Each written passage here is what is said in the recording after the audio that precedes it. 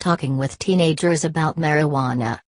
Parents of teenagers face a confounding crosscurrent. While the legalization of marijuana in several American states now bolsters the common belief among adolescents that the drug is safe for recreational use, research documenting marijuana's diffuse and possibly permanent harm to the teenage brain continues to pile up.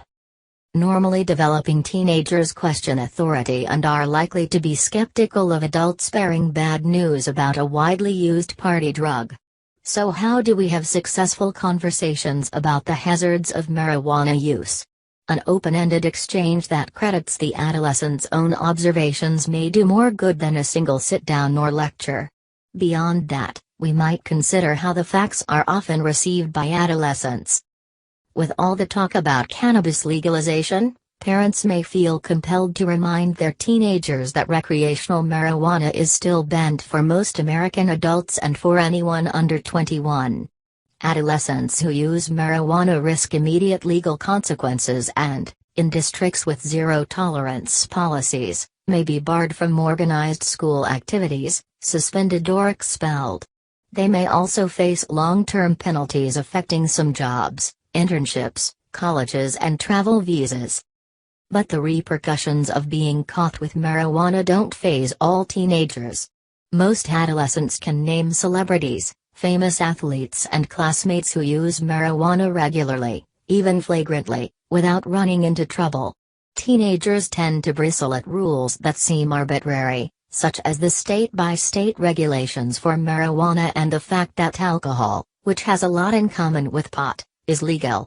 Further, adolescents can be understandably cynical about laws that aren't applied evenly to everyone. While African Americans and whites use the drug at similar rates, African Americans are nearly 4 times as likely to be arrested for marijuana possession. However real and lasting the penalties for pot use may be, parents often run into resistance when trying to make this case to teenagers. Taking another tack, adults sometimes point out that marijuana obtained through illegal channels may contain dangerous sedatives. This is one of the arguments for legalizing cannabis, and a great reason to abstain from sampling illegal drugs. We can note to our teenagers that, even if they trust the person offering them marijuana, somewhere down the line that drug was likely to have come from a dealer who doesn't know or care about them. While true, this claim often falls on doubtful adolescent ears. Most teenagers are aware of peers who smoke pot regularly, but few are aware of an incident where marijuana was indisputably laced with another substance. Adolescents know that frightened and well-meaning adults sometimes overstate dangers to make a point. Accordingly, teenagers weighing adult warnings against their own observations may conclude that mystery marijuana is more of an urban legend than a plausible risk. Our most successful conversations might be the ones where we join our teenagers in questioning authority, that is, discussing what legalization does, and doesn't, mean. Indeed, it's easy to be on the right side of the law and the wrong side of science. Cigarettes and tanning beds serve as handy examples of legal ways to harm yourself. Savvy consumers are expected to look to the available evidence, not legislation, when making decisions about their own health and well-being. In terms of the science of marijuana, we know that adolescence marks a critical period of neurological development and that cannabis is harder on the developing teenage brain than on the comparatively static adult brain. Specifically, studies suggest that regular marijuana use during adolescence harms the parts of the brain responsible for learning, reasoning and paying attention.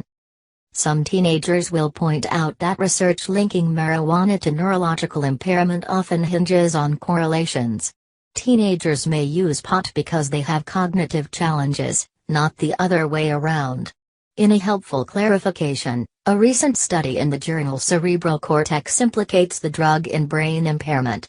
The study found that, over time, the brain's information processing centers flourished in the cannabis-free research participants and withered in the marijuana users. The same research also added to the body of evidence that regular pot use during adolescence lowers intelligence and slows mental functioning. In talking with teenagers about emerging neurological findings, adults might say, Whatever happens with the laws, I hope you'll keep your eye on the science. You only get one brain for your whole life. I'm rooting for you to take great care of it. Some parents underscore their safety-first approach by promising to spring their teenager, consequence-free, from bad situations involving drinking, drugs or any other dangers the parents may have asked their adolescent to avoid.